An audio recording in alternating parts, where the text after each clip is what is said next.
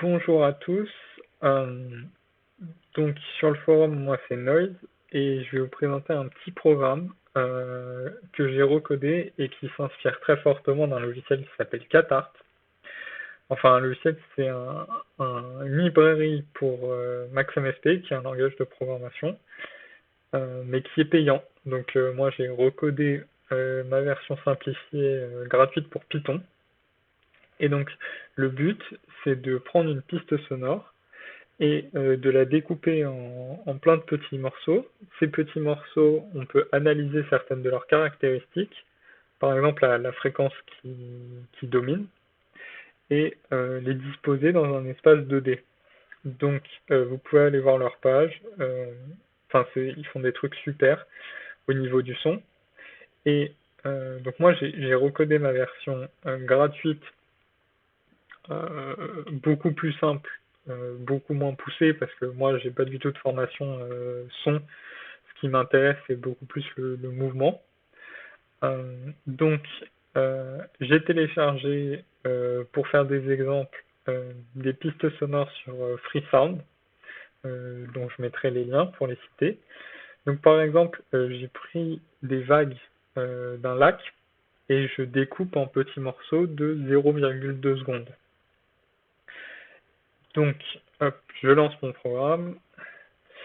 Donc, chaque point correspond à un enregistrement de 0,2 secondes que j'ai positionné dans l'espace selon sa fréquence dominante et le centroïde spectral, donc qui correspond un peu à l'étendue.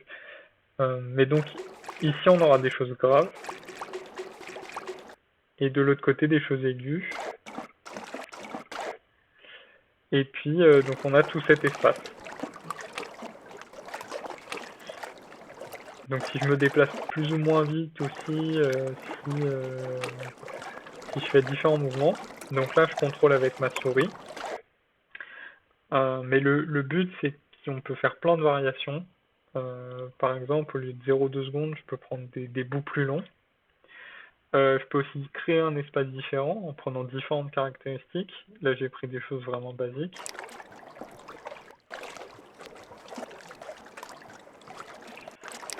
Et puis, surtout, on peut augmenter, je veux dire, la richesse de cet espace sonore en prenant plusieurs sons.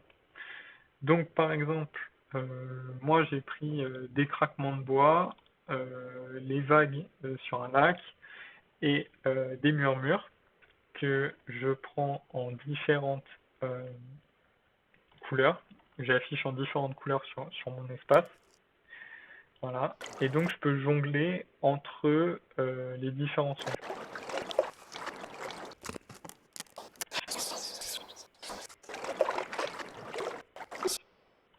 Et donc pareil, si je veux quelque chose de plus fourni, plus détaillé, je peux prendre des plus petits sons, des plus petits bouts de son.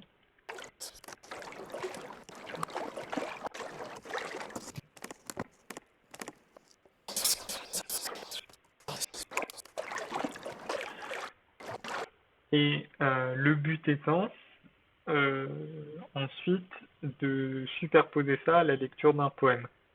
Euh, donc avoir par exemple soit la même personne, soit deux personnes, une qui fait la lecture, l'autre qui fait la bande sonore. Euh, le seul problème là, bon, c'est que utiliser la souris, c'est pas super engageant, donc c'est pas très intéressant, mais on peut prendre n'importe quelle source de mouvement. Donc par exemple, j'ai fait un code qui permet de récupérer les données d'accélération du téléphone. Dans le téléphone, il y a un accéléromètre qui permet de mesurer en fait les mouvements. Donc si je penche à gauche, je penche à droite, je penche devant, derrière, je peux récupérer ces valeurs et ensuite m'en servir pour faire bouger ma souris. Donc j'ai par exemple un petit script qui me permet de faire ça. Ça peut être aussi, par exemple, prendre une vidéo de danse ou juste de quelqu'un qui danse. Et à partir de ça, selon les mouvements qu'il fait, on peut récupérer différentes données de mouvement et ensuite mettre ces données de mouvement pour déplacer la souris.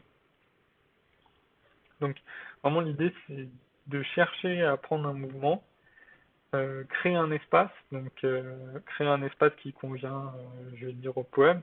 Là, j'ai pris des sons vraiment variés, mais peut-être que, je sais pas, le poème se passe en ville, dans un bar, donc on peut rajouter des bruits d'un bar, on peut rajouter peut-être de la musique, s'il y a un piano qui joue, enfin vraiment ce qu'on veut en fait.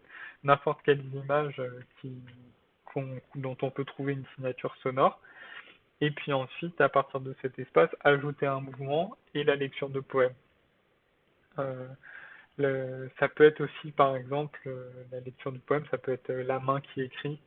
Euh, et mon but ici, c'est de créer vraiment une matérialisation du poème qui soit quasi totale, c'est-à-dire, entre guillemets, euh, c'est-à-dire qu'on est le texte, on est un mouvement, on est un son, on est une vidéo, si ce mouvement il est d'une vidéo, essayer voilà, de multiplier euh, ces choses qui entourent le poème et toujours essayer de créer cet espace sonore à partir vraiment en pensant au poème d'abord. Et puis voilà, donc il y a cet espace.